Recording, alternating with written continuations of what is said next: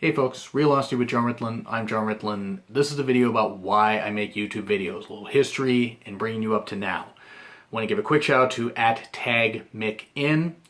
Really cool person that I had a bit of a discussion with. He was talking to me about my show and how he's a fan of it and he enjoys watching it when he can, and or listening to it or whatever. And that's the one thing. If you guys aren't able to watch the video while you're at work, just plug in a headphone or something, or do it while driving, and plug in a headphone, or just blare it and just listen to it. Because really the video is just a way like you can see my expressions, but half the time people aren't able to watch, only listen. So thank you just the same. But he's a fan of the show. He appreciates it, and also because he's a longtime wrestling fan. And that's one thing I do love about doing my own show. But when I go back and give a little history, I just wanted to give him a quick shout out there. The first time I ever appeared on camera for a show was for my friend Brian's podcast back in October 2013. I was just a guest for a few shows, and then personal things happened and he wasn't able to do the show for a bit, and then I was made the co-host when he decided to bring the show back. And I was a co-host for a bit, and then more personal stuff. I'm not going to go into what the personal stuff was, but it was stuff that needed to be taken care of. It was way more important than a podcast. And then basically it ended up happening where it just wasn't the right time for me to be the co-host. I co-hosted here and there. And then eventually got to where I started doing my own show in like July 2014, I think. August of 2014. And it's been on YouTube ever since like the beginning of 2015, where I started uploading stuff from all the way back in November, because I used to film on Ustream. That's what I used to do, and then until actually about June of last year, I was still doing that, because it was easier because I had slower internet. Now I have faster internet, so I can just record on my camera, and yeah, it takes a bit still, because you're uploading large files from a phone, but I'm able to get these shows out a lot quicker. So basically, when I was the co-host or whatever, I learned a lot from Brian, and just being on camera, how to speak to the camera, how to have fun, how to tell a good story. Because I used to write reviews and stuff like that, wrestling reviews for Amazon. Got a lot of hate for giving my opinion on stuff, because you can't have your own opinion. People got type and be all little bitches and everything, which I'll get to some of those people in a bit. But I fell out of writing, and I started doing the video broadcasting. And quite frankly, it's just fun. That's really why I do it. I mean, especially after about a year of doing my own show, because I used to just freeform it. If you watch some of my old shows, well, you'd have to listen to it because the video is really glitchy. Because I use Ustream. And Ustream and YouTube didn't always exist or coexist well. I would sometimes go long periods. I mean, I would talk, but I would do really, really long shows. I mean, even in 2015, I did a WCW pay-per-view series, 20 parts, where I briefly talked about every single WCW pay-per-view. 18 years of pay-per-views, that's quite a bit to discuss. And it got to the point where it's like the shows were too long. The shortest show was like 43 minutes. And that was just too much. I've learned to shorten the shows and do that kind of stuff and everything when I've been, as I've gone along doing my shows. I gotta be honest though. And I mean, I got some good pub, and especially when I did my Super Bowl 50 review, which got me some really big hate, but some really good praise. That was actually ended up being my most popular video at like about 2,000 something views. I think 2,300 something, maybe 2,400 something. But as I've evolved my show, and especially as I started scripting it, from about SummerSlam 2015 on, I've been scripting the stuff as I watched the pay-per-views, wrestling pay-per-views, write the stuff down, or as I was, researching older stuff and looking on Wikipedia, I would, or WWE.com for the wrestling cards, I would mark down the matches and stuff like that as I remembered them. And for my pay-per-view history series, where now I have a tablet, so it's really awesome that I can have that thing. So it makes it a lot easier. I never thought I'd be using a tablet, but it makes it a lot easier. But research is really an important thing. Scripting yourself. That's why I like what I like. And by the way, sorry, allergies are kicking up, so my nose is bothering me. That's one thing I've learned as my show has evolved. I've gone almost 3 years of having my own show, which I never thought I'd be doing this beyond like even 2016. Like, I actually almost quit 3-4 times last year. And I mean, 2015 was a good year for me. I got some good views. I think I got like about 5,200 views.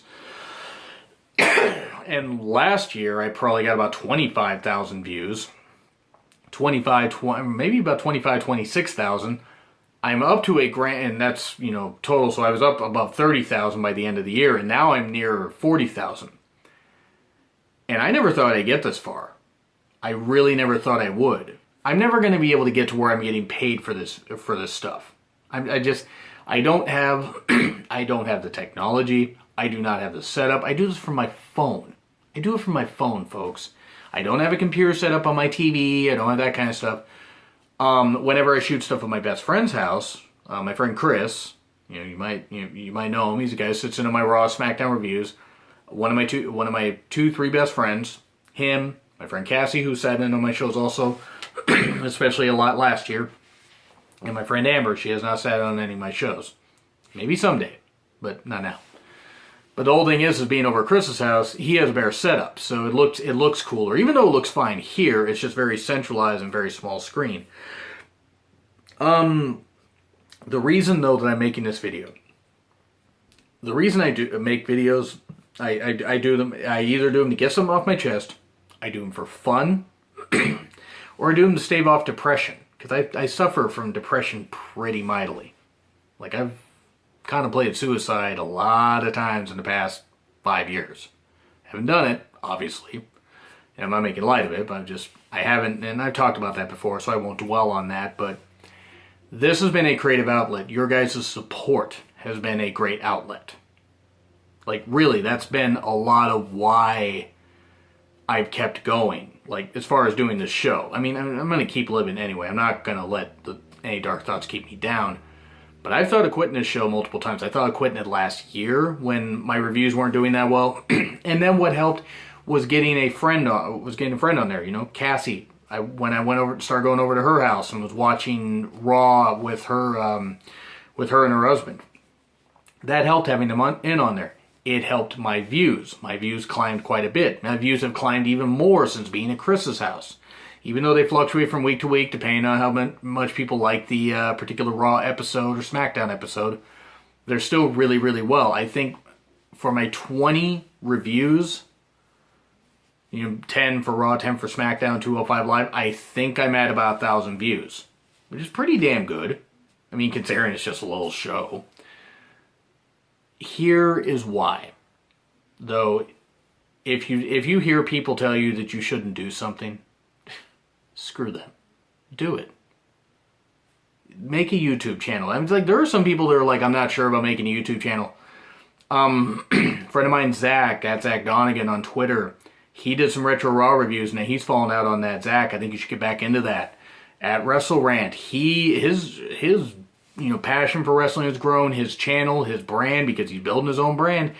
He's had interviews on his internet radio show, which have been great. I've been fortunate enough to call in on a couple of those, even though I know I rank lower on the guest list because he's it's like Graham has interviewed a lot of cool people, a lot of cool wrestlers, a lot of cool personalities, which is really awesome, and he's an awesome guy, great guy to talk to. At WWE NXT guy, Justin, he does some great stuff. And a guy like at Andre Corbeil, so many people, like at WWE, Vontae, he does some good videos, and Vontae, you need to get back into that stuff, man. And I know you're gonna. But the reason I'm doing these shout-outs is because these people have supported me. And other friends of mine have supported me, and people that don't even have YouTube channels have supported me. My friend Ashley, my friend Derek, and these are friends on Twitter mainly. But my friends in real life, I mean face-to-face, by the way. My friend Chris, he's been a great friend for years before I started doing a show, and still will be. Cassie has been a great friend. Having that support and having those friends join me really, really helps. And really has made me have a renewed interest in doing my show. I don't know if I'm going to do it past the age of 40. I mean, I'm 36 right now. That would give me another few years because, quite frankly, eventually there's going to be stuff I'm going to run out of talking about. And this has been kind of a rant that's gone, here and over here and this kind of stuff. But mainly to summarize, I do the show for fun, to stave off depression, and to rant and to just enjoy myself. I don't do it to make money. I'm never going to make money off of this stuff.